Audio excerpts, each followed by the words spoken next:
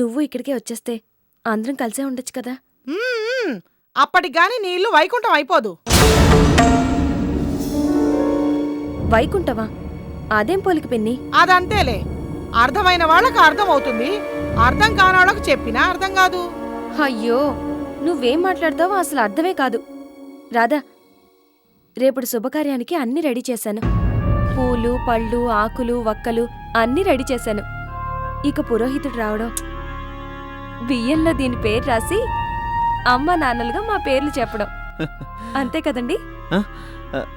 అంతే. ఏవండి, రాధకి మీరైనా చెప్పండి, తనొక్కతే అక్కడెందుకు? ఇదివరకులాగా ముగ్గురం కలిసే ఉందామండి. ఆ ఇదివరకు ఇప్పుడు ఒకటే ఎందుకు అవుతుందిలే. ఎందుకు కాదు? అప్పుడు రాదే, ఇప్పుడు రాదే. అప్పుడు ఆయనే, ఇప్పుడు ఈయనే. అప్పుడు నేనే, ఇప్పుడు నేనే. పాప మారిన పేరు కూడా టెడ్డీనే. చాలా ఏమో, కనిపించే మార్పులు లేకపోయినా కంటికి కనిపించని మార్పులు చాలా ఉండొచ్చు. ఎవరికి తెలుసు? ఏమీ ఉండవు, ఎవరికి తెలియాల్సిన పనిలేదు. మీరు చెప్పరేంటండి? అవును రాదా, హారిక చెప్పింది నిజం. సరిపోయింది. దత్తత ఇచ్చినట్టే ఇచ్చి కన్న తల్లి కూడా బిడ్డ పక్కనే ఉంటే ఇక బిడ్డ నీకు దగ్గరైనట్టే.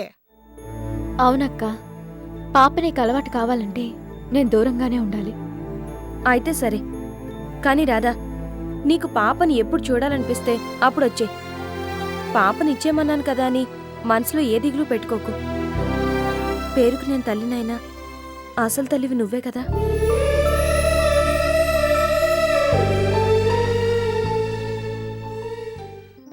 We are sending the required tender documents.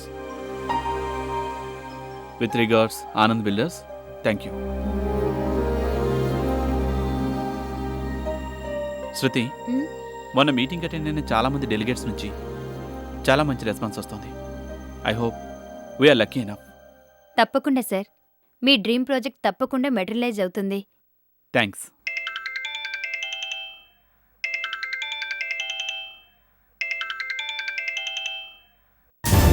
అవును, మొన్న రాత్రి బాగా లేట్ అయింది. మీ ఇంట్లో వాళ్ళు ఏమలేదు కదా? ప్రతిసారి ఆఫీస్ పని మీద లేట్ అయిందని చెప్పడం, మీ బాస్ ఎవరో నిన్ను కారులో దింపడం అస్సలు బాలేదు. అది అలా గడ్డేటమ్మా, గుర్తొస్తుంది. శృతి, ఎందుకంటారు సార్, మాదో స్వీట్ హోమ్, అందరూ మెచ్యూర్, అండర్స్టాండింగ్ ఉన్నవాళ్ళు. That's good.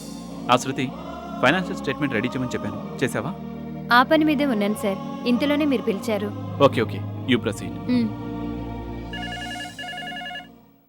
Hello Shruti, sir. Phone నీకే. నాకా?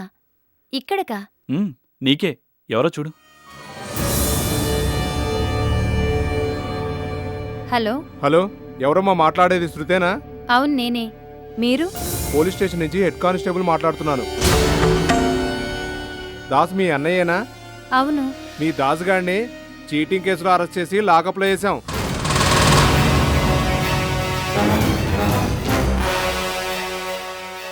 నాలుగు ఉత్కాక అడిగితే మీ మొబైల్ నెంబర్ ఇచ్చాడు. రెస్పాన్స్ లేకపోతే మీ వాడిని అడిగే ఆఫీస్ నెంబర్కి చేస్తున్నా. మా ఇన్స్పెక్టర్ గారు చాలా స్ట్రిక్ట్. త్వరగా వచ్చి మాట్లాడుకోమ్మా, లేదంటే మీ దాసుగాని పని అంతేనమ్మా. వస్తున్నాను, ఇప్పుడే బయలుదేరుతున్నాను. ఏమైంది శృతి, ఎనీ ప్రాబ్లం? అలాంటిదేమీ లేదు సార్, పర్సనల్ పని, కొంచెం బయటికి వెళ్ళాలి. మీరు 1 గంట పర్మిషన్ ఇస్తే. ఓకే, త్వరగా వచ్చాయి. అలాగే సార్.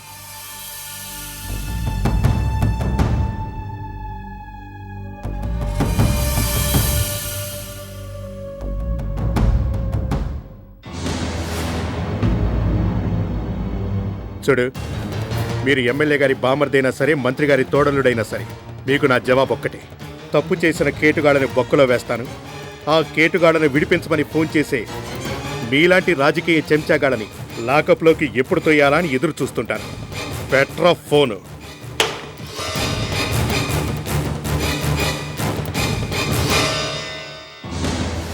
అన్నయ్య. శృతి. అన్నయ్య.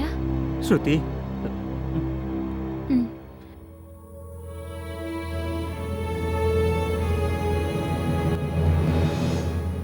ఇన్స్పెక్టర్ గారు, నేను హలో, ఏంటి చిన్న నేరవే కదా, వదిలిపెట్టేయమంటారా?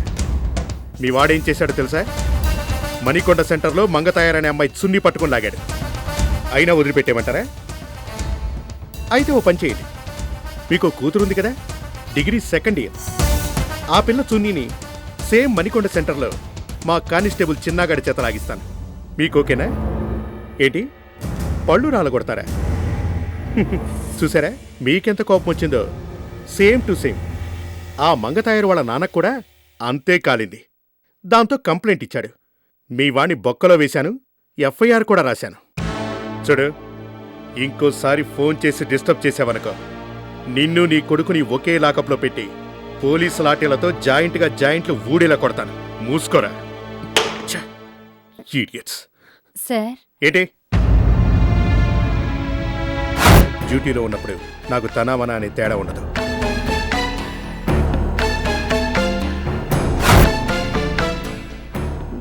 నేను దాసు సిస్టర్ని సార్. అయితే ఏంటి, కూర్చోబెట్టి మర్యాదలు చేయాలా నీకు?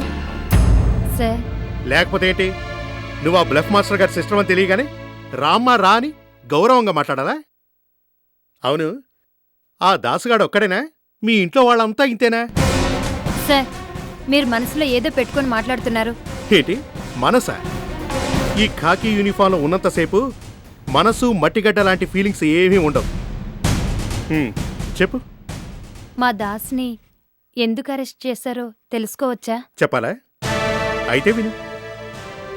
మీ అన్న, అదే దాసుగాడు, తనకు ఉద్యోగం లేదు కదా, అందుకే దుబాయ్లో ఉద్యోగాలు ఇప్పిస్తానని సెల్ఫ్ ఎంప్లాయ్మెంట్ స్కీమ్ మొదలుపెట్టాడు. ఓ పార్టీ దగ్గర 50,000 నొక్కేసి తప్పించుకొని తిరుగుతున్నాడు. 420 అంటే చీటింగ్ కేసు. బొక్కలో వేసి మర్యాద చేశాం. మ్యాటర్ అర్థమైంది కదా, ఇంకెళ్ళు. ప్లీజ్ సార్, ఎలాగైనా మా అన్నయ్యని వదిలిపెట్టండి. వాడు అరెస్ట్ అయ్యాడని తెలిస్తే మా అమ్మ గుండాగిపోతుంది. ఇప్పుడేంటి, ఇలాంటి లోఫర్ గాన్ని కన్నాను అని తెలిసినప్పుడే మీ అమ్మ గుండె ఆగిపోయి ఉండాలి. ఇంకా ఆగిపోలేదంటే అలవాటైపోయి ఉండాలి ఇలాంటి షాకులు తింటాం. Sir, please please sir. అయితే ఓ పంచి, ఇంతకీ నీ పేరేంటి? శృతి. చూడు శృతి, చేతులు జోడించి అడిగావు కాబట్టి కొంచెం కన్సెషన్ ఇస్తాను. మీ వాడు నొక్కేశాడే 50,000, 50,000 రేపటిలోగా కట్టేస్తే మీకు వాళ్ళకి కాంప్రమైజ్ చేసి కేసును క్లోజ్ చేస్తాను. ఓకే?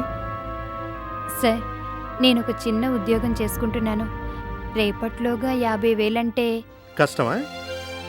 చేసే చిన్న ఉద్యోగం అయినా పెద్ద కార్లల్లో పెద్ద పెద్ద వాళ్లతో తిరుగుతున్నావు కదా, ఇంకా ఏం వెనకేలేదా? నువ్వు చాలా ఫాస్ట్ అనుకున్నానే. ఇన్స్పెక్టర్! శృతి, అక్కడ మాటలతో పనవుదే. ఎలాగైనా మనీ తీసుకొనిరా. 2 డేస్లో 50కి 50 కలిపి మొత్తం ₹1,00,000 విసిరి పారేద్దాం. 2 డేస్లో 1,00,000 ఎలా సంపాదిస్తాట నీ బ్రదరు? బ్యాంకులకు బొక్కలెట్టా లేక ఏటీఎంలకి కన్నాలెట్టా? మొత్తానికి నీది వాడిది ఒకే టైపా? రాత్రులు బిజీగా ఉండే టైపు, అంతేనా? ఇన్స్పెక్టర్!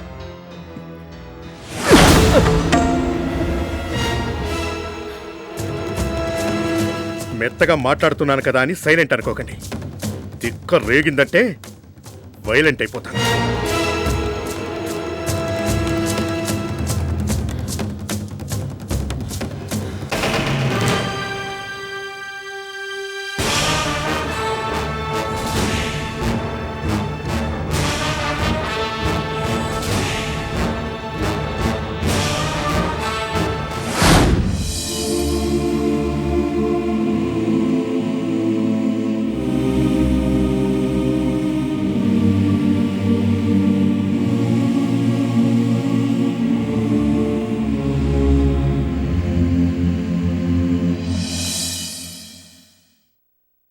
ఓ, థ్యాంక్ గాడ్.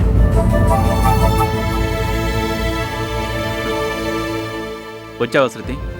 నేను ఇంజనీర్ గారిని కలవడానికి వెళ్తున్నాను. సైట్ నుంచి డైరెక్ట్గా ఇంటికే వెళ్ళిపోతాను. నువ్వు ఎలాగైనా ఫైనాన్షియల్ స్టేట్మెంట్ని పూర్తి చేస్తే బయలుదేరు. అలాగే సార్. శృతి, అలా ఉన్నావేంటి? Anything wrong? No sir. Nothing. అవును, ఇందాక నీకేదో ఫోన్ రాగానే కంగారుగా పర్మిషన్ అడిగి బయటికి వెళ్ళావు. ఎందుకు? సార్ అది పోలీస్ స్టేషన్. పోలీస్ స్టేషన్కా? ఆ, అంటే పోలీస్ స్టేషన్ దగ్గరున్న హాస్పిటల్కి. హాస్పిటల్కా? అవును సార్, తెలిసిన వాళ్ళకి కొంచెం సీరియస్గా ఉందని ఫోన్ వస్తే హాస్పిటల్కి వెళ్ళి చూసొస్తున్నాను. ఓ, ఏంటి ప్రాబ్లం? హార్ట్కి సంబంధించిన ప్రాబ్లం. ఐసి. శృతి, హాస్పిటల్లో ఉన్న పేషెంట్ ఎవరున్నావు? నాకు బ్రదర్ లాంటివాడు. ఓ సారీ. శృతి, సిటీలో ఫేమస్ కార్డియాలజిస్ట్ ప్రహ్లాదమూర్తి నాకు బాగా క్లోజ్. ఫోన్ చేసి చెప్పమంటావా? అబ్బే అక్కర్లేదు సార్, అక్కడ అన్ని ఫెసిలిటీస్ ఉన్నాయి. డ్యూటీలో ఉన్న ఇన్ఛార్జ్ పర్సనల్గా దగ్గరుండి చూసుకుంటున్నారు. ఏ ప్రాబ్లం లేదు, లేనే లేదు సార్. Then it's okay. డబ్బేమైనా కావాలా? ఆహా, వద్దు సార్, ఐ కెన్ మేనేజ్. సరే, అవసరం అయితే మొహమాట పడకు. అలాగే sir. Okay, bye, see you tomorrow. Okay sir.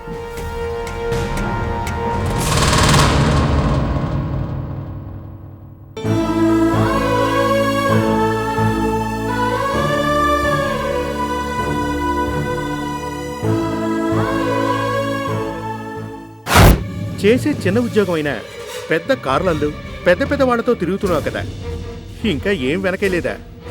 నువ్వు చాలా ఫాస్ట్ అనుకున్నానే.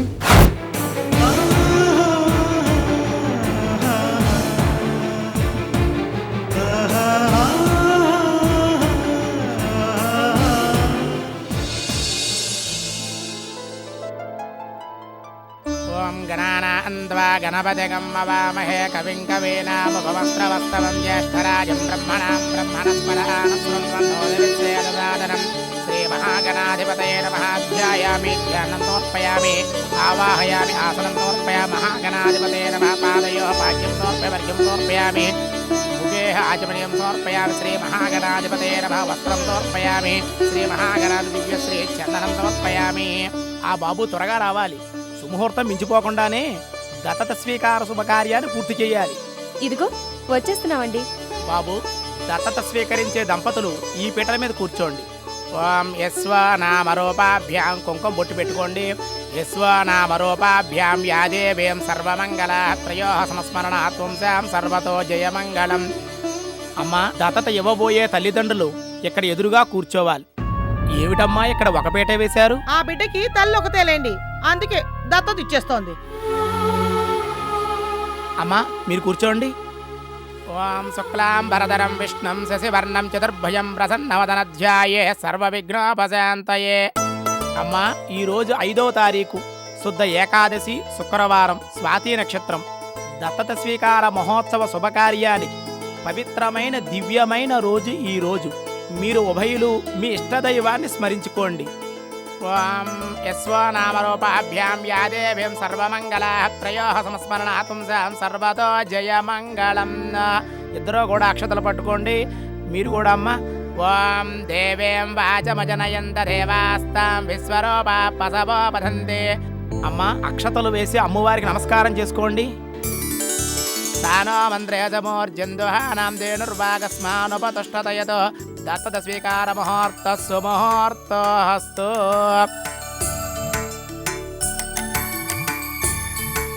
అమ్మా, ముందు మీరు చెప్పండి. నా బిడ్డని దత్తత ఇవ్వటానికి మనస్ఫూర్తిగా అంగీకరిస్తున్నాను.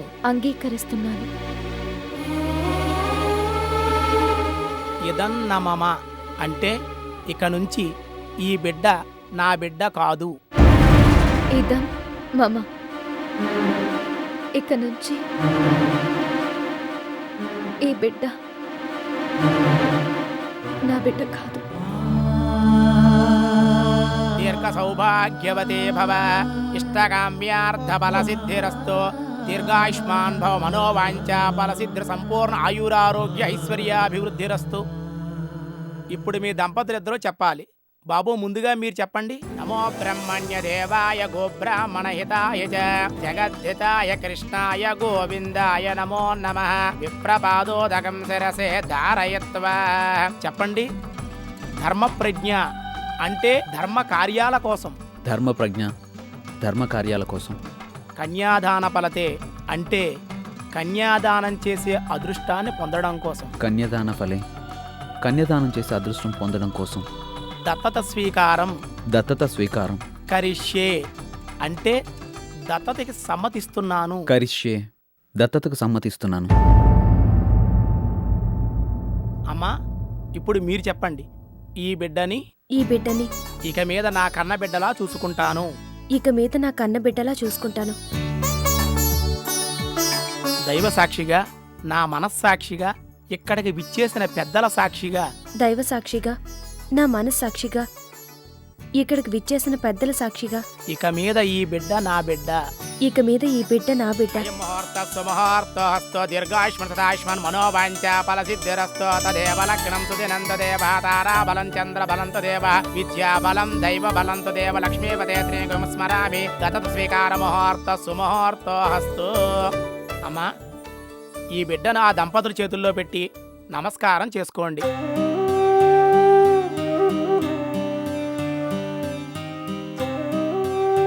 బాబు మీ దంపతులిద్దరూ కలిసి ఆమె చేతిలోని బిడ్డను అందుకోండి. ఇచ్చి నమస్కారం చేసుకో తల్లి.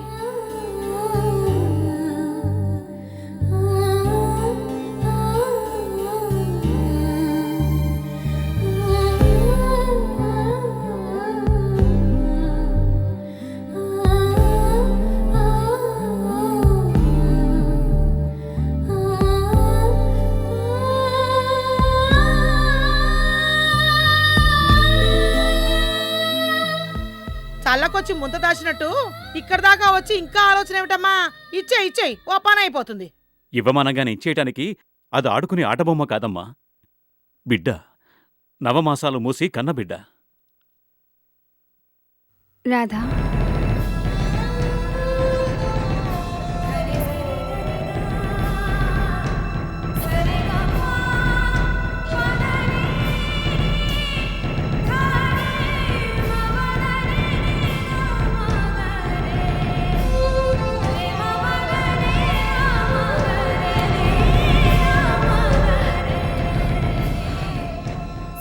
దీర్ఘాయుష్మాన్ భవ మనోవాంఛ ఫలసిద్ధిరస్తు వంశాభివృద్ధిరస్తు. అయ్యా ఆ దైవం సాక్షిగా ఇక దత్తత స్వీకారం పూర్తయింది. ఇక మీద ఈ బిడ్డ మీ బిడ్డ, మీ గోత్రీకురాలు, మీ ఇంటి పేరుతో పెరిగే మీ వారసురాలు. అమ్మా ఇక మీకు సంతోషమేనా? ఓ బోలెడు సంతోషం.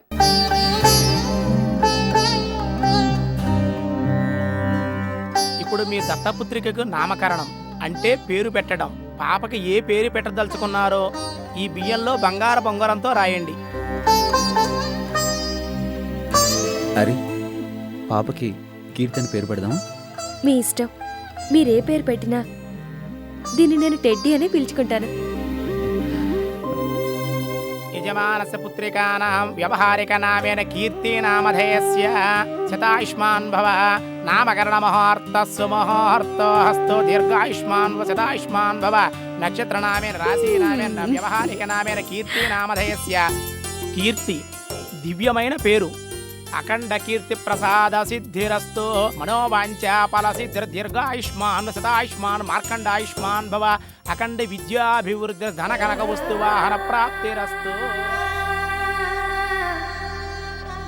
దానికి వాళ్ళ డాడీయే కావాలట. నేను రమ్మన్నా రాకుండా ఎలా చూస్తుందో చూడు. చూడకేం చేస్తుంది? తండ్రి కూతుర్లు కదా. తోడబుట్టినవాడని చెప్పుకోవడానికే సిగ్గుగా ఉంది. వీడు చేసిన అడ్డమైన పనులకి ఊళ్ళో తలెత్తుకోలేకుండా పోతుంది. ఇప్పుడు దీనికి గాని జరగకూడదు ఏదైనా జరిగితే పిన్ని